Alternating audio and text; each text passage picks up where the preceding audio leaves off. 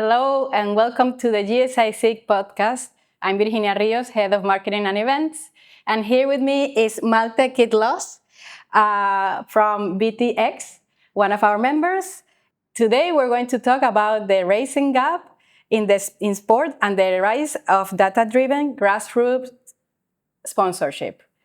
Endurance athletes spend thousands of dollars and out of pocket to sponsor their own sport activity. And sometimes when they get funded by sponsors, it doesn't depend only on their athletic performance. You are proposing another methodology that is not only based on social media approach or social media reach. So tell me more about it. Yeah, so basically we're building a two-sided platform, which is both for endurance athletes as well as for brands looking to sponsor endurance athletes.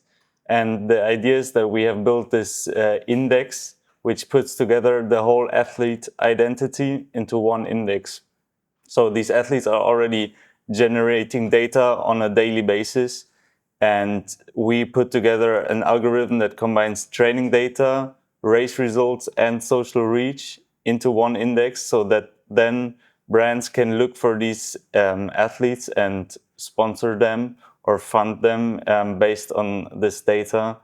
Because we talked to these brands and what we found is that there currently is no scalable way for them to approach athletes that are not in the top 1%, but below that. So this is mainly for competitive amateur to semi-professional athletes that don't have these full sponsorship deals, but still spend such a huge amount on their sport. So this is who we are building it for. Yes, this is totally related with the recent trend that is looking at the importance of amateur sports, and not only that, but the people that is not a big super brand, but also has something to say, what we call the niche of you. Mm-hmm. And it's very interesting to see how opportunities come up with this kind of business. Yeah, I think it combines like two trends which we have right now, which one of them is like this micro influencers being valued higher and higher compared to these big influencers that have hundreds of thousands of followings, because we actually see that these micro influencers have more engagement, more actual influence than the big influencers. And that is combined with one other fact, which is that athletes out of influencers have the biggest influence because people want to be like them. They compare themselves to these athletes. So we have this combination of micro influencers with real athletes, which make this target group for brands incredibly interesting. And we're looking to build like the way for brands to find these real athletes that also have like a social influence as well.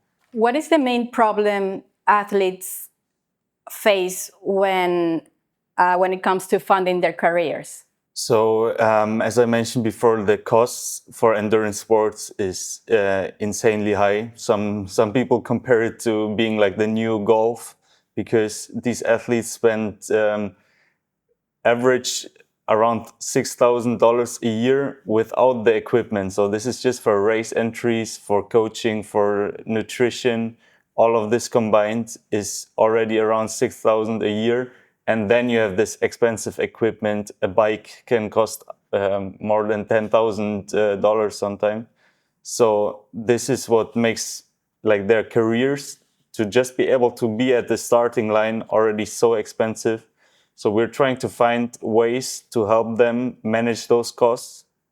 And that's why we offer on one side crowdfunding campaigns, so they can like ask their social network or their friends and families to support them. But then we also think that these people have like a very high buying power. They spend a lot of money. So that's why we introduce an affiliate model where brands can put an affiliate code into our platform, and in that way find athletes that that are already buying these products, but now save a little bit of money on that. And then the third and most important thing is that we believe that every one of them has a sponsorable identity. So they have some sort of visibility and some sort of value they can give to brands. And yeah, that's the index where then the brands look for these athletes based on their index. And everybody can get a sponsorship deal and not just the top 1% of athletes. So you talk about not only the social media, but also the performance. How do you measure this? So our index is broken down into three subsections, which is the training performance index, the athletic performance index, which is basically the race results, and the social performance index. And these are adjusted to match the visibility they give to brands. So for training, you log your training data. Every athlete already tracks their training data. So they just connect it in our platform and get their TPI, their training performance index. Then they log their race results from past race. They put in their upcoming races, and then we see the results, the times, and that goes into this index. And then, which is still important, is the social performance index. So they log in their social media. This generates an index as well, this sub-index, that all combined together should like represent their sponsorship identity, or like the visibility and the authentic reach that they can generate through training, through race appearances, and through Instagram as well. So it combines everything. Instead of just saying who has the most followers, we'll sponsor this guy or this athlete. It says who has a social following, but is also a real athlete and is a credible influencer.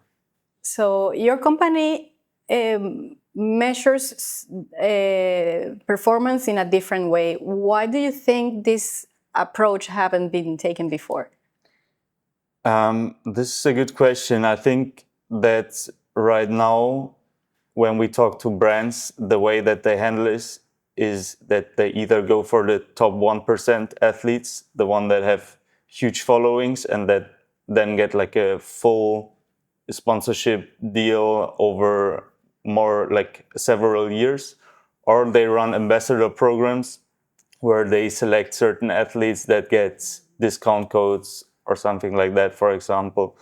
But when we ask them how they look to find like these smaller sponsorships, these smaller athletes that still have a huge value that they can give for them, what we hear from the industry and from the companies looking for these kind of sponsorships is that they are right now manually going through race results and then checking maybe does he have Instagram followers as well, but then they still don't know like how much does this guy train, how much does he compete, how much engagement does he have on Instagram, for example.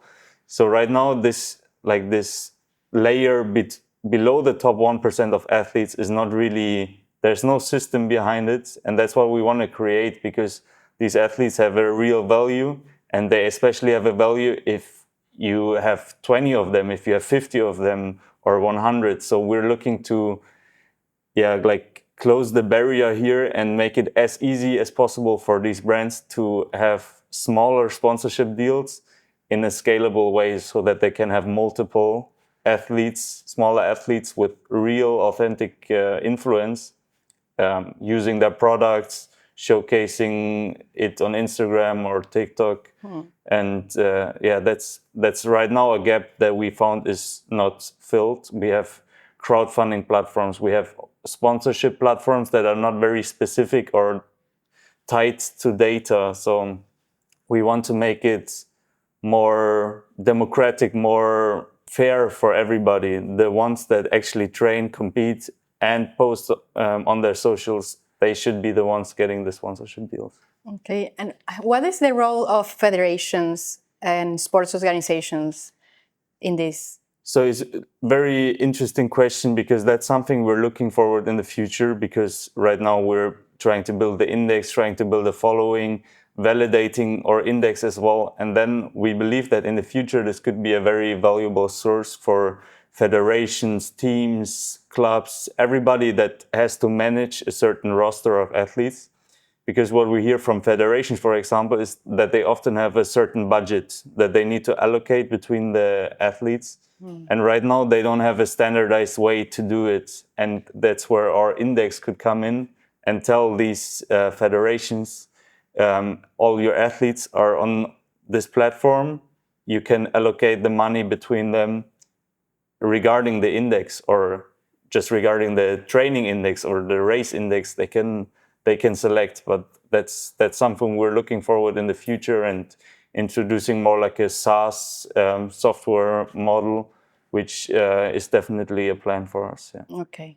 Like a B2B solution for federations. That would be great. Yeah. Okay, we've come to the rapid question segment, where I'm going to ask you some questions, and it has to be quick. Don't think about it. Just respond. Okay. So one myth about athlete sponsorship. Only the top 1% of athletes are interesting for brands. That's the biggest myth for me. That's not true. One thing brands often get wrong. Finding systems on how to evaluate athletes. So not just followers, not just performance, but for me, it's everything combined. Every part gives visibility to these brands. One underestimated opportunity in the grassroots sports industry. For me, it's this huge layer of not the elite athletes, but everything that comes below, from a competitive amateur athlete that runs 3 times a week and competes in 3 races a year, to the semi-professional that's close to getting a full sponsorship deal, but not there yet. This whole layer is more or less unattended right now. That's a huge opportunity for me. In one sentence, what problem in the athlete economy needs to be solved right now? For me, endurance sports are developing into a sport that's for elites only. I think there was this viral fact that the average Ironman finisher has a yearly income of around, I think it was $200,000 a year. So this is something that we should address, that this should be a sport for everybody and not just for the highest earners. Well, thank you so much, Malte, for being with us in the GSIC podcast, and I'll see you in the next edition. Bye. Thank you.